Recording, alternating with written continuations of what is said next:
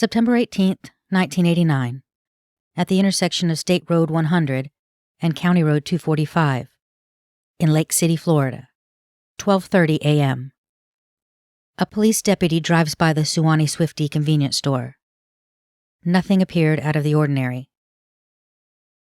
Right around that time, perhaps 5 minutes later at 12:35, 3 officers on hospital security detail for Lake Butler Corrections entered the store and saw Darlene Messer at the back, busy stripping the floor. Scattered around her on the dingy red and white tiled floor were a mop, a bucket, a hand scrubber, a razor blade, and a couple gallons of liquid floor stripper. 2 other patrons were already in the store perusing the aisles. A good-looking blonde in her 20s and a dark-haired man of about the same age. "Be careful," Darlene warned the men who had just entered. She didn't want them to slip in the puddle of stripper that she had just poured out on the floor. The 3 men shopped for snacks as another patron entered. In her late 30s or 40s with short brown hair, the woman wore a baggy sack dress and no shoes. Is there a restroom?" Darlene nodded. "Yeah, in the back room, but watch out." And then she pointed again to the puddle in the middle of the floor. The woman looked down at the mess. "That's okay," she said, and then she left without using the restroom. The corrections officers grabbed their snacks and headed for the register about this time. Darlene went around to the inside of the cashier bay and rang them up. One of the men bought some candy bars, and another bought 3 cookies that cost him 95 cents. As they checked out, the couple who had been in the store when they arrived got in line behind them. The officers exited the store and piled into their state corrections van, eventually driving off. As they did, one of the officers noted that the light blue Bronco parked in the lot near them had Georgia plates. Meanwhile, inside, the couple paid, and there were 2 others in their group who weren't in the store when the corrections officers were in there. All 4 of them had been passing through. They were en route to Palatka on a fishing trip. At least one member of their group used the bathroom while they were there.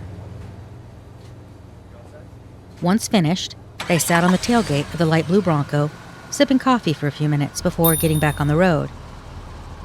At 12:53, or in their words, about 7 minutes before 1 a.m., they were pulling out of the Suwannee Swifty parking lot. At the exact same time, they nearly backed into a vehicle that was pulling into the lot. The vehicle was described as a 1976 or 77 Pontiac Grand Prix, rust-colored, a little darker than Heinz 57 sauce, and raggedy-looking with a vinyl top of a different shade than the car, and it was not in very good condition. As the group on their way to a fishing trip rolled back onto State Road 100, they noticed the vehicle pull into a parking place at the far end of the lot, in the last parking spot, a spot that would be out of sight of the store clerk. Approximately 2 to 4 minutes later, at 12:55, the Suwannee Swifty alarm was activated. It was a pretty horrifying experience. You know, I was young, and I'm getting called out in the middle of the night by my supervisor and it was basically where I learned the lesson to tell my clerks if they were working those later shifts and everything, that if somebody tried to take you out of the store and everything, that you fought like hell and everything to not get out of that store, because if they got you out of the store, you were probably dead. In all the stores, there was inside of the cash register, okay, there was a box that if you pulled a bill out of, it had a $20 bill on it generally.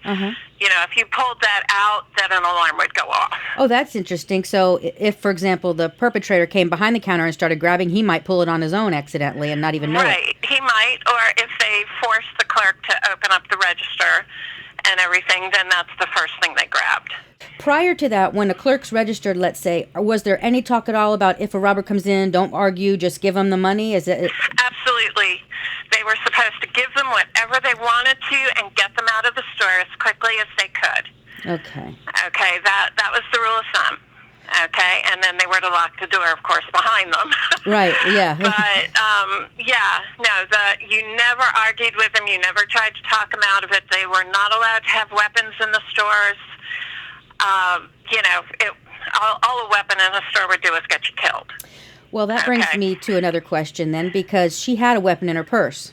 She had a gun. Yeah, well, she wasn't supposed to. Right, and I was going to ask you that. And the strange thing about it is that purse, according to all the pictures that I've looked at, was not touched at all. It wasn't even knocked over. It was right there next to the register on one of those little egg crates or whatever, that's turned upside down, very within reach. So it was within reach of the scuffle, certainly, and it was not touched. And so that was interesting to me, that she wasn't able to grab it, or wasn't able to in such a close area. Do you know what I mean? It was it was a small little bay back there where they stood. It wasn't like it was some big area. And if the perpetrator came around there, you were cornered until there was no way to get out. Right? If you came around to that little L-shaped area, you're in there. Right, and you were trapped. There was no way to get out of there. The last vehicle seen at that store by the final witnesses was the rust-colored Pontiac Grand Prix, which pulled into a spot out of view of the clerk just minutes before the alarm went off. Whatever occurred in the store from that moment on very likely included the person or persons who had arrived in that dark red Pontiac Grand Prix. Then at 1:03, 8 minutes after the silent store alarm went off, a customer entered the store and found no clerk. He knew something was wrong and he left quickly, went to another store down the road, and called police. What that customer saw when he entered the store were rumpled bills, cash, littering the floor like breadcrumbs that led all the way to the parking lot. There was a puddle on the floor next to some gallon jugs and a mop and bucket near the rear. He noticed a jostled auto trader rack next to the register with magazines and a TV guide laying on the floor next to it. A bucket of what once had contained boxes of matches was strewn all over the floor inside the cashier bay next to the register, with rolling paper boxes and cigarette boxes mingled in. A Gatorade container was also toppled, one that once had contained Gatorade gum singles, all littering the floor inside the cashier bay, where only employees were generally allowed. A drawer behind the counter was open, and the register itself hung from the edge of the counter by its cord, which was still plugged into the outlet on the other side of the counter, the customer side. It had been yanked or pushed all the way to the edge of the counter, perched with its drawer wide open like a gaping maw, suspended a few feet off the cluttered floor beneath. There's a roll of register tape and some receipts on the floor, and, oddly, a belt. A men's belt, with the end pulled almost all the way through the buckle, leaving an empty circle about the size of a wrist or two, or at least that's what occurred to me when I first saw it. Maybe it was something that the perpetrator or perpetrators tried to use to restrain her. There's a dark-colored purse sitting on a blue plastic crate only a step or two away from the register, seemingly untouched, with a keychain and keys clipped to a metal circle attached to the purse itself. I want to talk about the no sale button. What were the rules around hitting no sale? Did the jar just pop right open when you hit no sale? Did you have to put in a code or anything? When you hit no sale, one of the things that we did if we were having problems in stores, like with inventory or cash shortages or whatever, is we would go through and count the no sales. And they were not supposed to hit the no sales.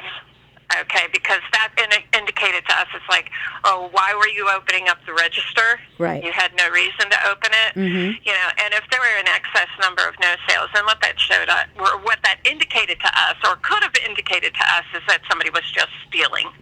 Because there was a no sale hit near the end on the that shows on the receipt that's inside the actual. There is still a receipt attached to the register bearing the date 9/1889. And the time, 0054 or 12:54, which was 1 minute before the store alarm was activated. The receipt itself bears the sale number 505 and appears to show a 38-cent transaction that was paid for in cash. In the little window next to the receipt sticking out, the sale number 503 shows on the inside register tape. So at 12:35, a 63-cent sale was made, $1 was given to Darlene by the customer, and 37 cents was given back in change. At 12:54, that 38-cent cash transaction was captured.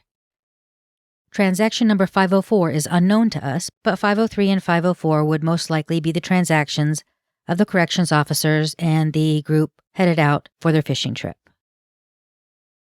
So, can we assume that 505 transaction, that 38 cents, was the perpetrator?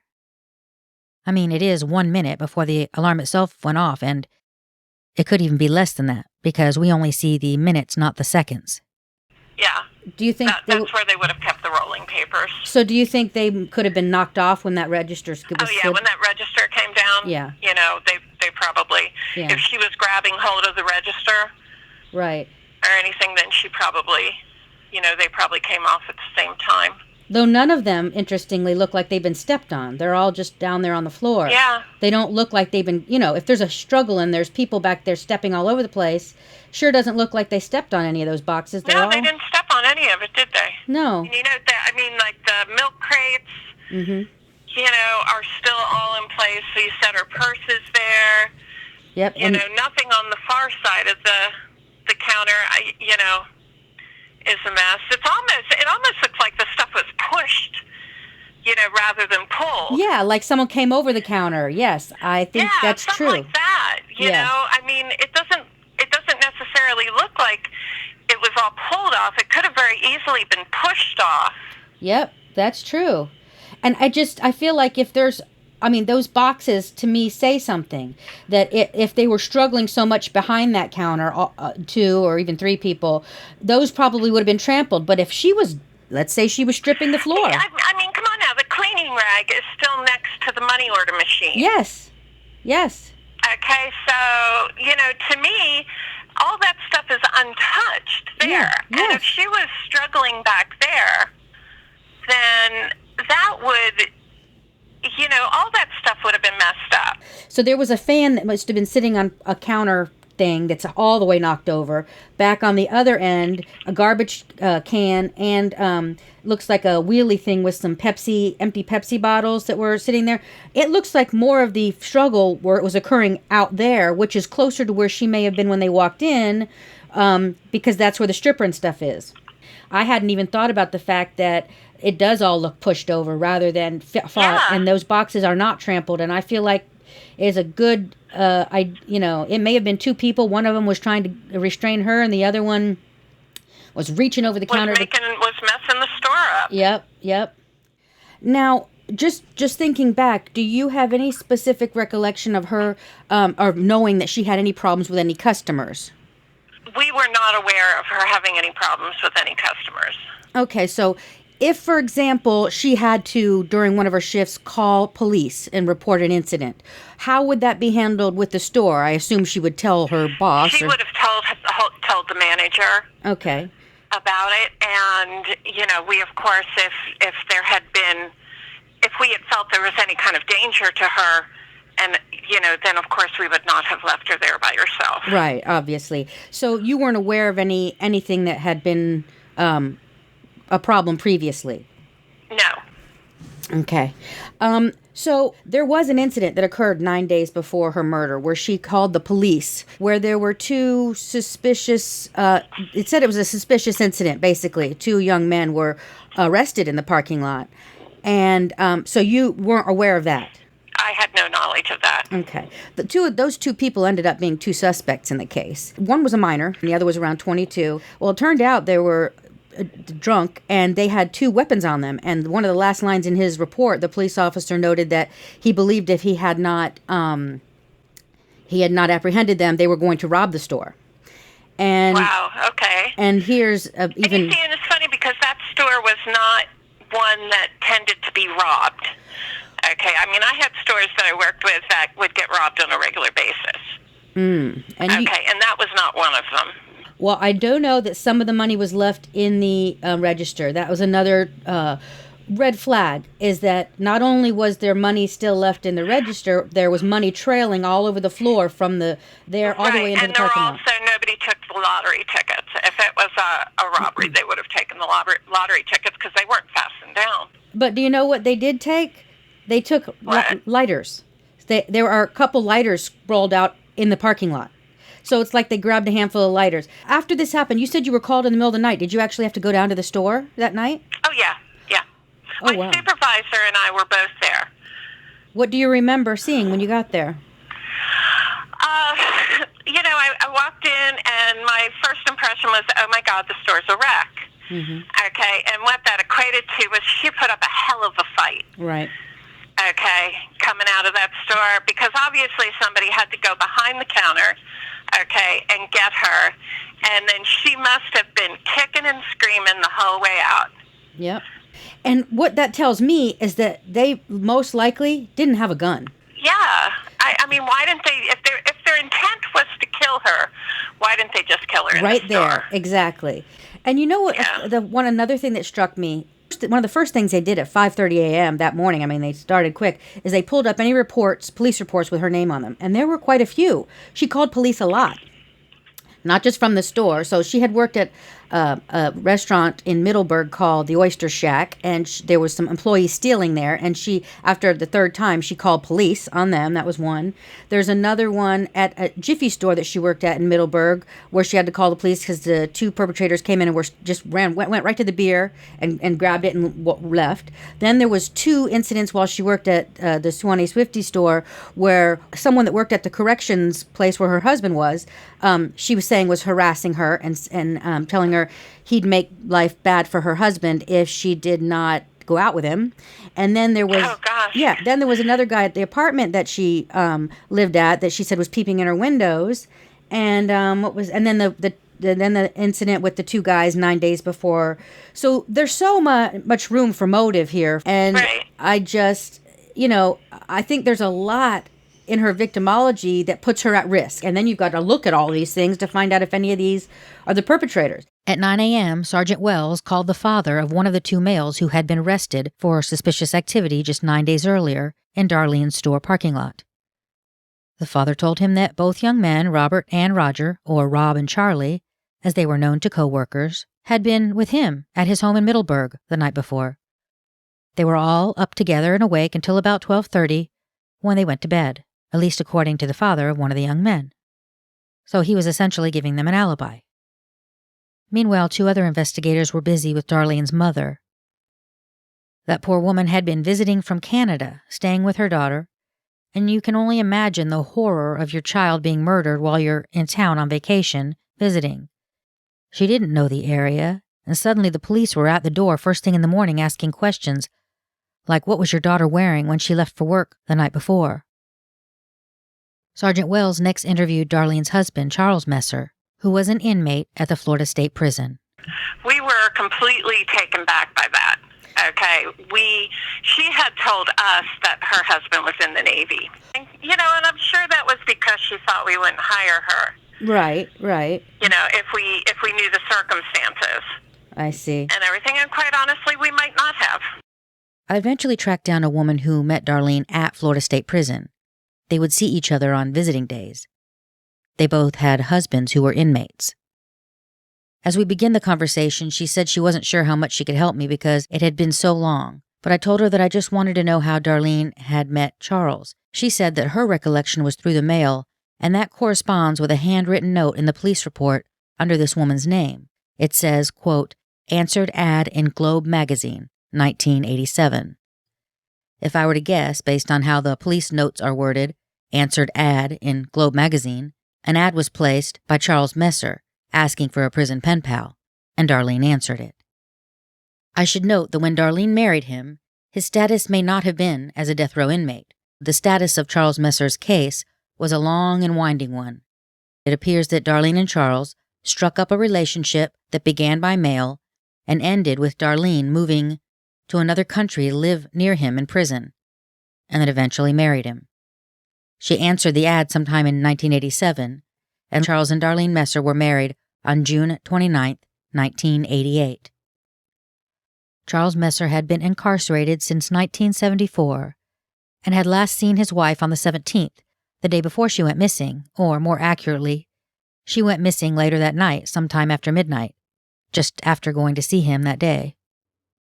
According to her husband, she'd mentioned to him that a man named George, a vocational instructor at the Florida State Prison, was harassing her to have sex with him. So Sergeant Wells interviewed George at Florida State Prison, and he denied even knowing Darlene. Further, he said that he was not in the area when the incident occurred. So if you're counting, which I know you guys are, that's 2 fairly flimsy alibis from persons of interest, all before 1 in the afternoon. Right around the time a woman named Linda came into the Criminal Investigations Division and said she was a friend of Darlene's. She said Darlene told her that she had been getting some troubling telephone calls from an unknown person. 15 minutes after talking to Linda, Investigator Roberts headed over to Darlene's house and retrieved a cassette tape from her answering machine. "You don't know who this is, but I'll call you Sunday, about 11. And around this time is when they got that information from the woman who had seen the light-colored speeding compact car the night before, the Datsun or Toyota. They were told that a woman had been heard screaming. And then around 7 p.m. that evening, less than 24 hours into the investigation, they got a call from a man who lived at a mobile home park near the Suwannee Swifty store. He said that between 12:30 and 1:30 the night before, he saw 2 black males in a foreign car at the store. Now, I think it's important to point this out.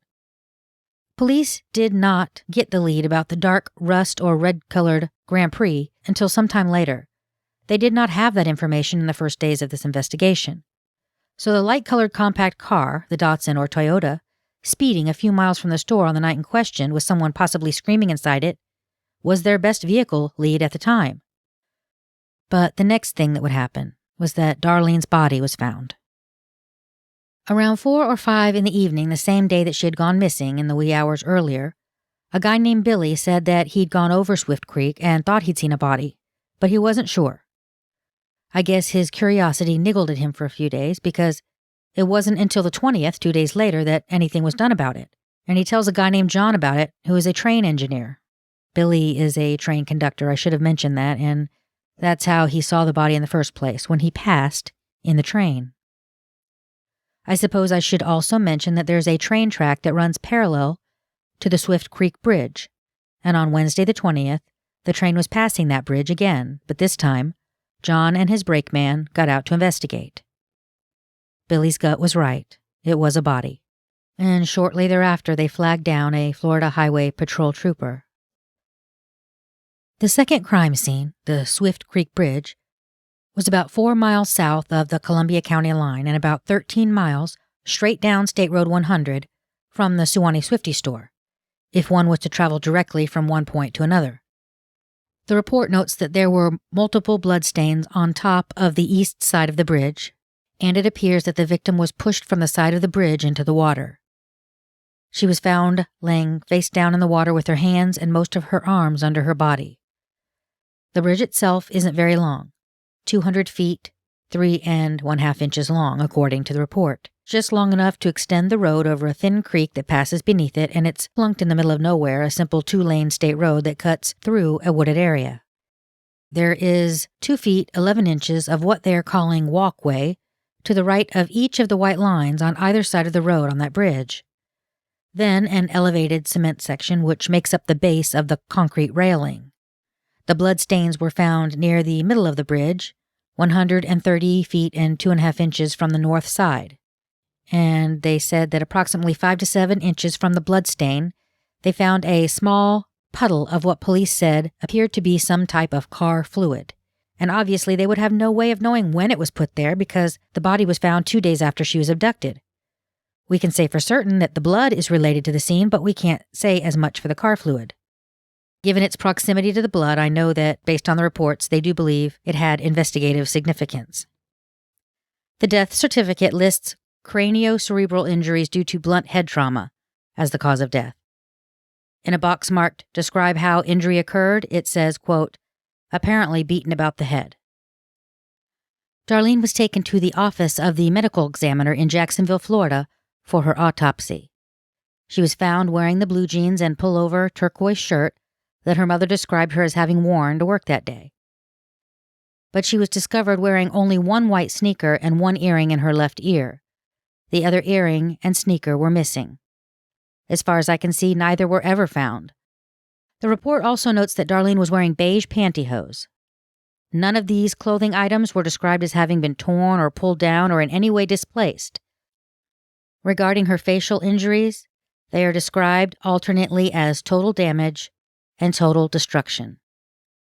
She had a bruise on her left shoulder, incise wounds to both hands, more on her right than her left, and they are on both the palms and the back of both hands.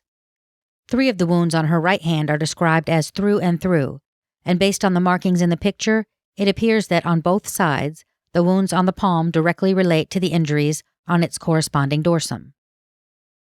The back of her head, which would have been facing up toward the top of the waterline when she was found, has many deep lacerations from the mid-region to the neck. There are also deep lacerations to her face, which would have been facing down when she was found into the water. The lacerations to her face are deep enough to expose bone in multiple places. The notes regarding the injuries around her jaw and mouth say that the edges of the skin are partially eaten. There is a deep laceration above her left eye on her forehead on the left side, with underlying depressed skull fracture. Then a circular depressed skull fracture on the top of the head with radiating fractures. Darlene was murdered in 1989, and I'm going to read you a supplemental report that was written in 1992, 3 years into the investigation. In 1992, this writer was working on another case involving Dr. William Maples at the University of Florida. Dr. Maples is a forensic anthropologist and is a very renowned expert in the field of identification, wounds, etc., around the world. During the time that we were together, I mentioned this case to Dr. Maples, and he requested to see the photographs. The case had originally been a Jacksonville medical examiner's case, and they stated that the wounds appeared to have been caused by a claw of a hammer or a blunt-type object, and that the wounds to the hand appeared to be 7 defensive knife wounds. Dr. Maples examined the photos and took measurements of the wound tracks, and examined the other wounds on the hands. Dr. Maples then told this writer that there were only 2 wounds on the entire body that were caused by homicidal means. These wounds consisted of 2 circular 1-inch holes. One of the wounds was at the top of the head, and the other to the base of the skull. Both of the wounds passed through the skull and entered the area of the brain, and either would have been sufficient to cause the victim's death. Dr. Maples advised that the other injuries, which entailed the tearing of the side of the jaw area, the other injuries on the head, and the injuries on the hand, were all caused after death by an alligator. Initially, the sergeant at the Columbia County Sheriff's Office who had gathered the records told me that a few of the original investigators still worked there, so I could probably talk to them. Later, I was informed that the Florida Department of Law Enforcement, or FDLE, was assisting this open investigation, and because of that, none of the investigators could give me an interview. He did answer a few of my initial questions, though, one regarding animal predation. Of that, he said, quote, "Some damage on the body was done by animals in the creek, but it was clearly a homicide, and she was killed with blunt force trauma." Let's talk about what weapon would cause a blunt force injury of 1 inch in a circle. A hammer, maybe? It's a whole different crime. From a profiling perspective, if you have a robbery abduction with a gunshot, let's say she was robbed with a gun, they killed her with a gun, and then they dumped her body, than it is if you have a robbery abduction and then a massive amount of blunt force trauma to her head and her face before she's thrown in the water. But who robs a store with a hammer or some other handheld tool? Because if the perpetrator had a gun and none of her wounds were due to a gunshot, why didn't they use the gun to kill her? And do you think Darlene would struggle against her attacker if they had a gun? I know I wouldn't. But if someone comes at me with something other than a gun, I'm probably going to fight back because I have a fighting chance. What does all of this evidence at both scenes together tell us? Was this just a random burglary offense gone wrong, or was it something else? Now you're going to have to excuse me because I'm about to toss a few more reports into that already muddy water. One of the first things police did, bright and early around 5 a.m. after Darlene was abducted, was pull up every police report that they had on their computer with her name associated. The first one we have is dated January 7th, 1988. This was a report that Darlene made when she worked at the Jiffy convenience store at 4486 State Road 218 in Middleburg. It was a report about a robbery, and this would have been 18 months before her murder. The report notes that Suspect 1 came into the store and went to the beer counter while Suspect 2 waited outside. Suspect 1 proceeded to grab 2 cases of beer and run back outside, handing 1 case to Suspect 2. Then they both hightailed it out of there toward a vehicle that was parked on the cross street that Darlene was unable to see. She was able to give a description of one of the suspects, approximately 15, white male, 5 foot 5 inches, 134 pounds, and dark hair. Now, they couldn't get any fingerprints because it was a high-traffic area, which made it impossible to distinguish which prints would have been the suspects, so the case was closed due to lack of evidence.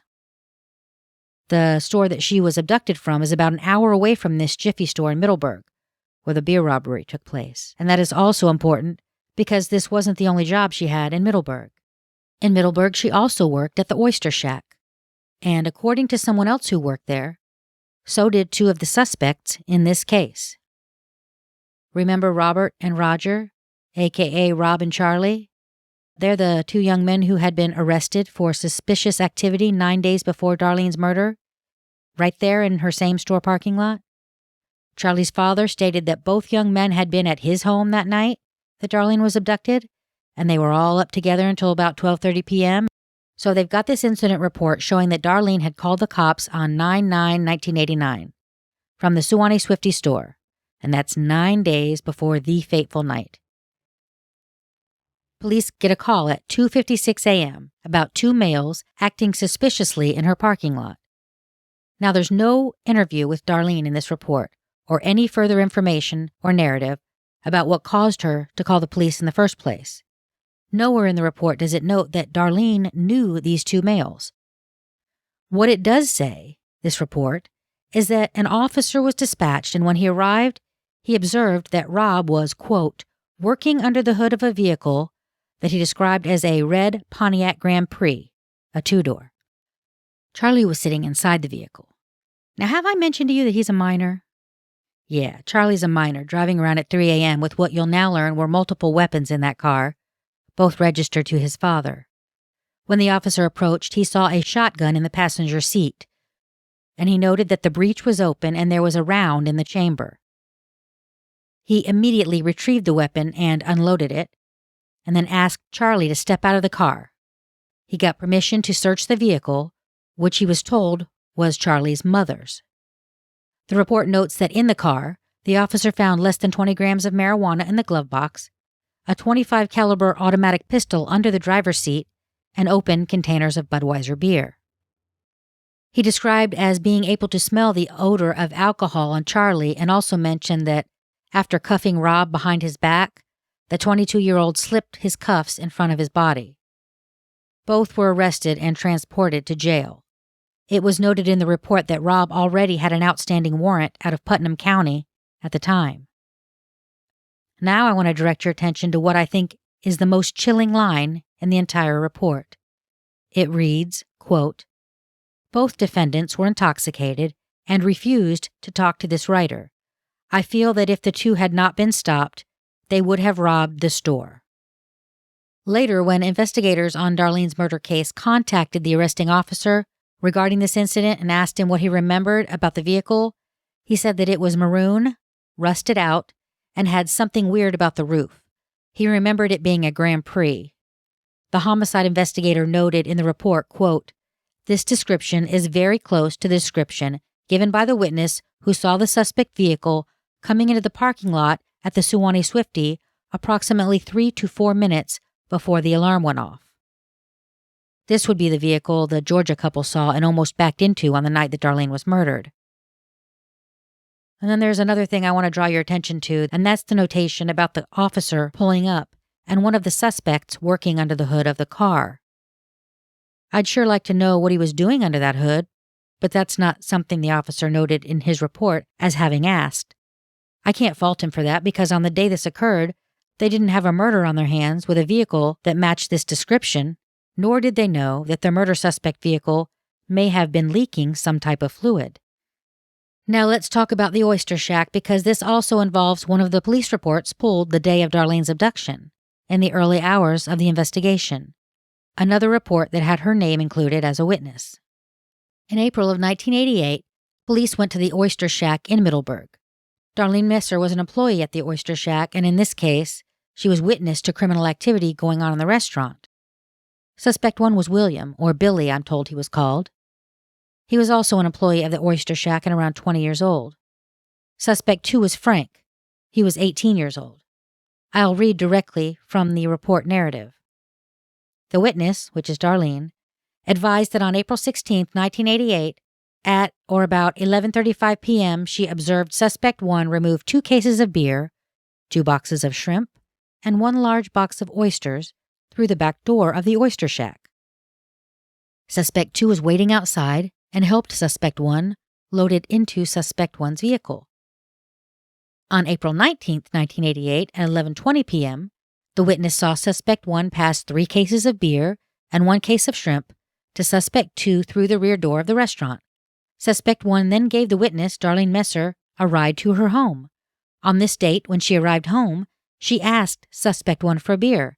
Suspect 1 gave her a beer from the trunk of his vehicle. It was the same brand and packaging as Suspect 1 had passed to Suspect 2. On 4/22/1988, at 11:35 p.m., Suspects 1 and 2 carried out 2 cases of beer and 2 boxes of shrimp through the back door, as reported by the witness. Again, the witness was given a ride home by Suspect 1. Again, she asked for and received a beer, as before. On these 3 occasions, the witness said that she had attempted to persuade the suspects to quit stealing. On April 23, 1988, at 11:45 p.m., she observed the suspects carrying 2 boxes of unknown contents through the back door. At this point, she decided to advise the owner of the restaurant. The suspects were read their Miranda warning and questioned. At the beginning of the interview, both suspects denied any knowledge of the incident. During the course of the interview, Suspect 1 admitted to having stolen the merchandise after the victim, the restaurant owner, offered to withhold filing charges if the suspects would pay restitution. Suspect 2 agreed to pay his share of the amount. But after only a few moments, both suspects advised that they had not stolen the merchandise, but had only admitted to it because they were afraid of going to jail. At this time, the victim, the store owner, confirmed that the merchandise was missing. Sergeant Gann was advised of the incident. I intend to apply to the state attorney's office for warrants for these suspects. Miss Messer said that there were no other witnesses.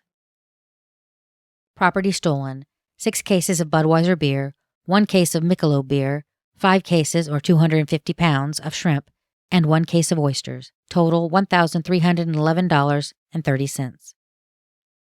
The gargantuan takeaway from this report is what it has in common with the previous report of the guys being arrested outside Darlene's store 9 days before her murder. The name listed as the owner of that red 1977 Pontiac Grand Prix is Darlene's old boss from the oyster shack, who I would later figure out was related to Charlie. And not only that, but Darlene knew both Rob and Charlie. Both of them worked there with her. So the real question is, why were Rob and Charlie an hour away from home around 3 a.m. the night the officer believed they were about to rob her store? With, I would like to remind you, 2 weapons in that vehicle. What brought those 2 young men that far out of their regular stomping grounds in Middleburg that night? Was it robbery? Or was it Darlene? One final report of note was about the weapons, which were confiscated the night Rob and Charlie were arrested in the parking lot of Darlene's store. The office of the state attorney drafted a letter dated September 18, 1989, which was the day that Darlene was abducted, to the evidence custodian at the Columbia County Sheriff's Office in Lake City regarding the incident on the 9th, 9 days earlier. Quote, "From the reports filed in the above-referenced case, it appears that 2 guns were seized. No one, however, was charged with any criminal offenses regarding the guns. If no criminal charges are anticipated regarding the guns, the state attorney's office has no objection to the release of the guns to the lawful owner. Charlie's father, the owner of the guns, was CC'd on the bottom, indicating that a copy was to be sent to him. 2 days later, on the 20th at 5:15 p.m., a little less than 2 hours before the state trooper was flagged down by the men who found Darlene's body, Charlie's father picked up the guns. So one thing is certain. As far as those guns, Rob and Charlie had no access to them on the night Darlene was murdered, because they'd been confiscated 9 days earlier. If those two were involved and they planned to rob her store that night and abduct Darlene, they would need other weapons to do so. Dear Mrs. Grant, I've recently been in contact with 2 retired FBI agents who teach homicide investigation and are experts in the field of homicides and profiling dangerous criminals. The 2 agents advised that they believe that the person who committed this crime was just there to commit a robbery, and that due to your daughter resisting, caused a violent confrontation. The subjects further advised that they believe that the person who did this crime was 1 or 2 young white males between 17 and 21 years of age. Although we have no definite leads, we are still actively working this investigation and are following any and all leads that come about. If you have any further questions, please do not hesitate to call or write me. Sincerely, Sergeant Randall Roberts. I first want to note that profiling is really more of an art than a science, even with the wealth of information documented out there to aid criminal profilers. That said, the only suspects that have been associated with Darlene Messer's case, who match that FBI profile description, are Rob and Charlie, our 2 young gentlemen who were arrested outside Darlene's store with weapons 9 days before she was killed, looking to the arresting officer like they were about to rob the place. 2 young men who were, for some unknown reason, at Darlene's store 9 days earlier, about an hour away from their usual stomping grounds. 2 young men who had been driving a vehicle that very closely matched the description of the vehicle seen by the customers from Georgia that night, the night that Darlene was killed, and had almost backed into that vehicle when they saw it pulling into a spot farthest from the window where they wouldn't be seen by the clerk 2 to 4 minutes before the store alarm went off. 2 young men who already knew Darlene from the Oyster Shack because they had worked with her there, too. 2 young men who already had criminal histories. These 2 also committed a fair amount of criminal activity together. It's not shocking to me that FBI agents doing an informal profile of Darlene's crime would come to the conclusion that it was done by a couple of young punks. Young punks are generally sloppy criminals. They don't think things through. They're impulsive. They're messy. They get caught. Usually. And that crime scene at the Suwannee Swifty, it was messy. Rob and Charlie. I speak of them as a pair because of the many police reports I have outlining the criminal shenanigans of this dynamic duo. 4 months after the Oyster Shack incident, Rob and Charlie were arrested in August of 1988. Rob was in the passenger seat. He was 22 at the time. Rob's brother Glenn was in the back seat. He was 18. Charlie is driving his parents' car with his father's weapons, and he and his friends are drunk when they are arrested near a local game room in Middleburg, Florida, with a .38 caliber handgun located in the center console, a case of beer in the back next to Glenn, and Rob, just like before, has no ID to offer when cops ask for it, and that's probably because he had outstanding warrants for other criminal issues. Again, the vehicle was towed. Again, the weapon was confiscated, and again, I'm assuming the gun owner had to take a trip up to the local police department to retrieve his weapon. Now, in our timeline involving Rob and Charlie's excellent crime adventures, we have discussed similar crimes before Darlene was murdered. And now I want to mention a crime that occurred after Darlene was murdered, because it's also very telling. Yeah, because I actually got it before this year. Saturday, November 25th, 1989, 2 months after Darlene's murder. The Rolling Stones set list that night began with Start Me Up. It segued into Bitch, and then sailed right into Sad, Sad, Sad. It was an exciting night for Rolling Stones fans. Most of them, anyway. For 2 of them, it wouldn't be such a glowing memory. A couple with tickets to the show were robbed by two assailants who were armed with an axe and a bat, about 14 miles from where the festivities would take place that night at Jacksonville's Gator Bowl. 14 miles away in a residential area on a street called Pirates Court. And not, let's say, while they were walking from their vehicle to the arena, tickets clutched in their hands as they hurried excitedly toward the venue. No, this robbery occurred elsewhere, indicating that the perpetrators had run into the victims elsewhere and decided to target them. Did they know that they had Rolling Stones tickets and that's why they were robbed, or was that just a convenient bonus?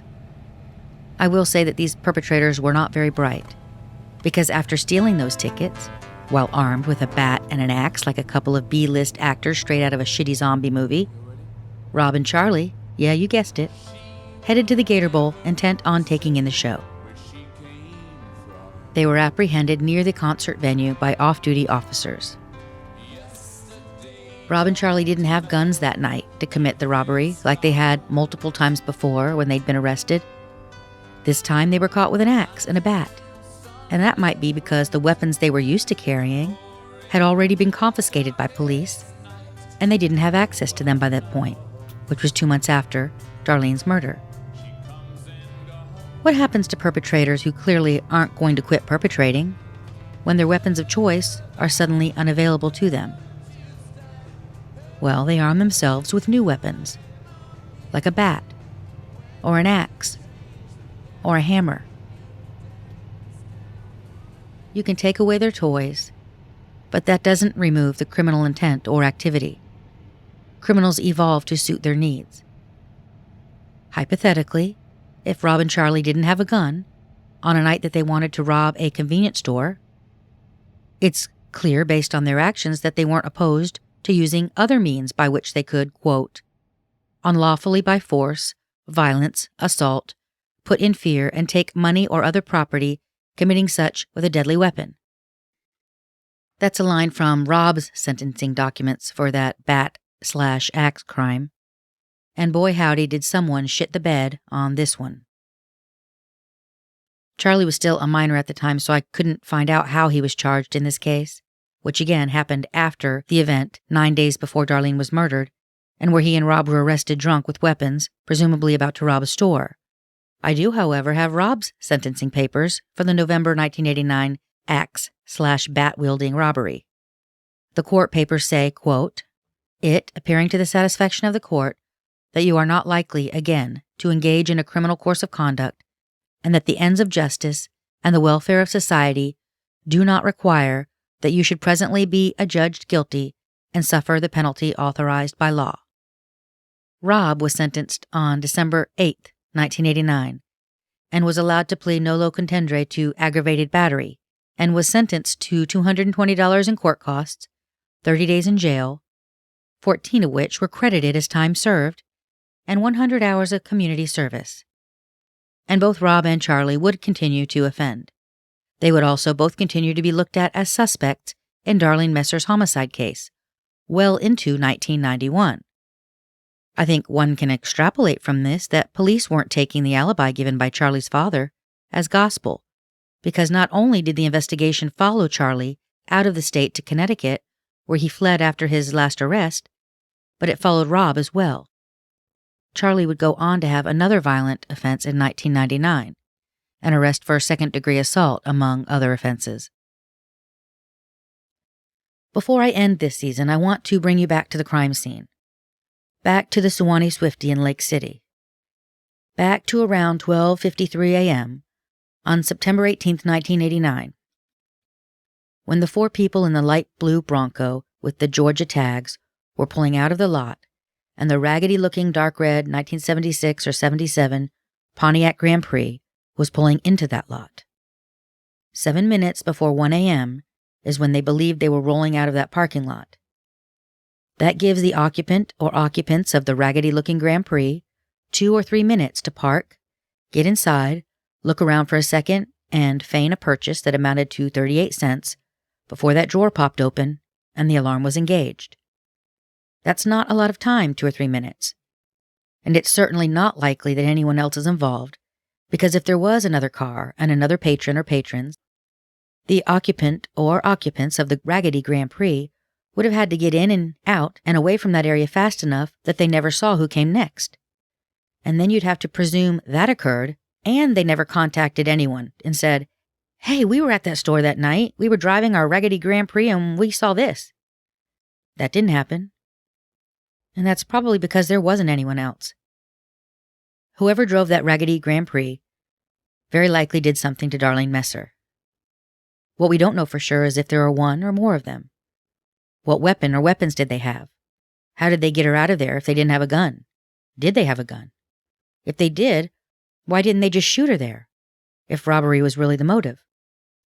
What the hell were they doing with that belt? And who the hell steals lighters and drops most of the money that they just stole on the ground on the way out? What do you think happened?